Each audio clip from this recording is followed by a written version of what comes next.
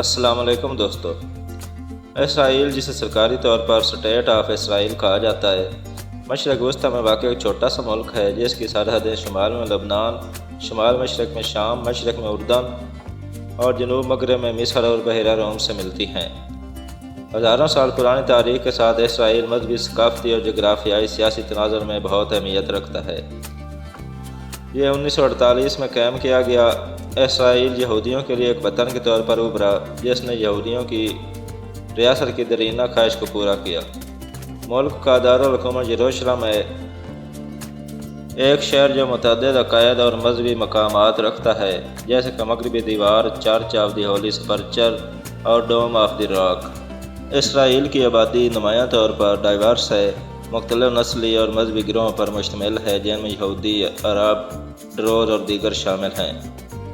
یہ ڈائیورس ایک متحرک ثقافتی منظر میں حصہ ڈالتا ہے جو اس کے کھانوں، فنون، موسیقی اور روایات میں نظر آتا ہے۔ قوم نے ٹیکنالوجی اور جدت طرازی میں اپنی کامیابیوں کے لیے دنیا بھر میں پہچان حاصل کی ہے۔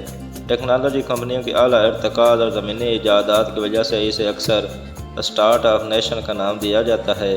سائبر سیکورٹی، طبی تحقیق اور زرعی ٹیکنالوجی جیسے شعبوں میں اسرائیل کی ترقی کا عالمی سطح پر اثر پڑا ہے۔ اپنے نسبتاً چھوٹے سائز کے باوجود اسرائیل ساحلی میدانی علاقوں سے لے کر صحراؤں، پہاڑی علاقوں تک مختلف قسم کے دیدہ ذیل مناظر پیش کرتا ہے۔ اس کی بھرپور تاریخ ملک بھر میں بکھرے ہوئے آثار قدیمہ کے مقامات پر واضح ہے جو قدیم تہذیبوں کو ظاہر کرتا ہے۔ اسرائیل کو جاری جغرافیائی سیاسی چیلنجوں اور تنازعات کا بھی سامنا رہا ہے، خاص طور پر اپنے پڑوسی ممالک کے سلسلے میں۔ فلسطین کے ساتھ اس کے تعلقات، نیز سرحدوں اور سلامتی جیسے مسائل عالمی سطح پر پیچیدہ اور متنازع موضوعات بنے ہوئے ہیں۔ آگے بڑھنے سے پہلے آپ سے گزارش ہے کہ اگر آپ نے میرا چینل سبسکرائب نہیں کیا تو سیکرٹ پریس کو سبسکرائب کر لیں اور ویڈیو کو لائک کر دیں۔ یقینی طور پر اسرائیل کے بارے میں کچھ دلچسپ یہاں پر بیان کیے جاتے ہیں۔ اسرائیل کو اس کی نمایاں انوویشن اور کاروباری ثقافت کی وجہ سے اکثر اسٹارٹ اپ نیشن کہا جاتا ہے۔ اس کے پاس دنیا میں فی کا اسٹارٹ اپس کی سب سے زیادہ تعداد میں سے ایک ہے اور یہ بہت سی ٹیکنالوجی کمپنیوں کا گڑھ ہے، خاص طور پر سائبر سیکورٹی، آرٹیفیشل انٹیلیجنس اور طبی ترقی جیسے شعبوں میں۔ بحیرہ مردار، جو اسرائیل اور اردن کے درمیان واقع ہے، زمین پر موجود پانی کے سب سے نمکین پانیوں میں سے ایک ہے۔ اس میں نمک کی زیادہ مقدار زیادہ تر آبی حیات کے لیے زندہ رہنا ناممکن بنا دیتی ہے، اس لیے اسے بحیرہ مردار کا نام دیا گیا ہے۔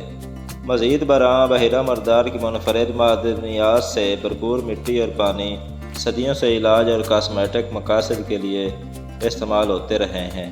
اسرائیل قدیم تہذیبوں کا ایک اہم مرکز ہونے کی وجہ سے تاریخ سے مالا مال ہے۔ مثال کے طور پر یروشلم شہر یہودیت، عیسائیت اور اسلام کے لیے تاریخی اور مذہبی اہمیت کا حامل ہے۔ اس میں ویسٹرن وال، چرچ آف ہولی سپرچر اور ڈوم آف دی راک جیسے مقدس مقامات ہیں۔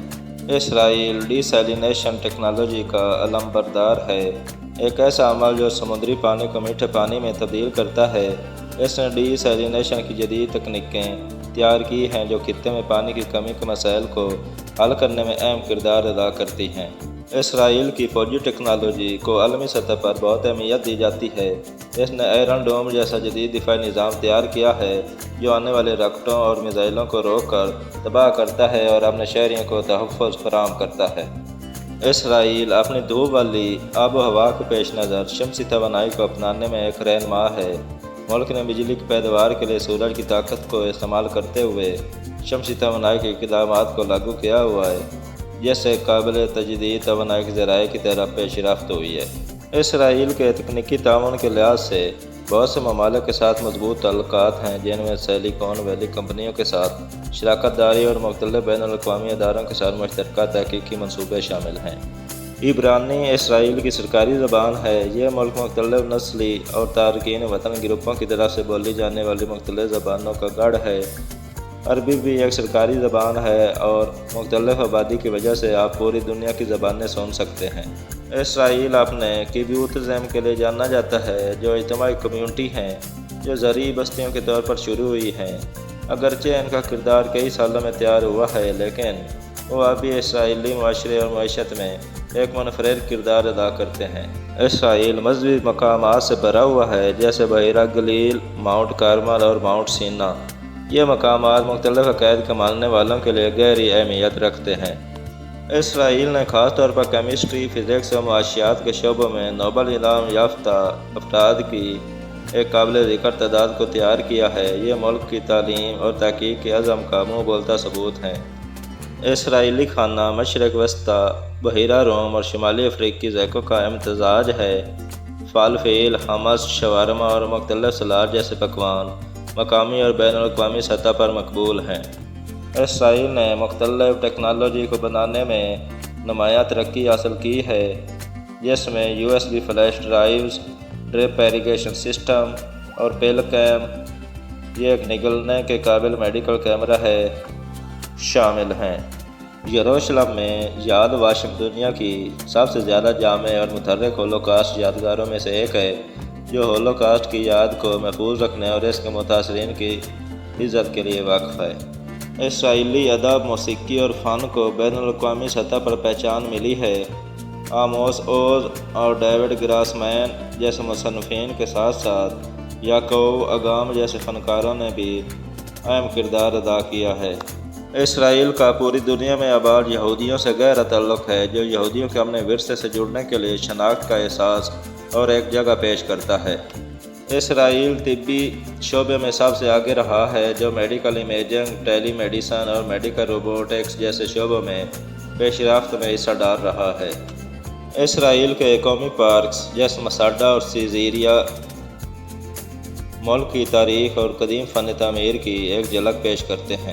اپنی خشک آب و ہوا کو دیکھتے ہوئے اسرائیل نے پانی کے انتظام کی متاثر کن تکنیکیں تیار کی ہیں، جن میں گندے پانی کی ری سائیکلنگ اور جدید آبپاشی کے نظام شامل ہیں۔ نوجوانوں کی تحریک، جو نوجوان دیہات کے نام سے جانی جاتی ہے، اسرائیل کی تاریخ میں ایک اہم کردار ادا کرتی رہی ہے، جس نے نوجوانوں کو خاص طور پر تارکین وطن اور خطرے سے دوچار نوجوانوں کو تعلیم اور مدد فراہم کی ہے۔ یہ حقائق اسرائیل کی متحرک اور کثیر جہتی فطرت کا محض ایک حصہ ظاہر کرتے ہیں۔ ملک کی تاریخ، ثقافت اور مختلف شعبوں میں شراکت اسے واقعی ایک دلچسپ ملک بناتی ہے۔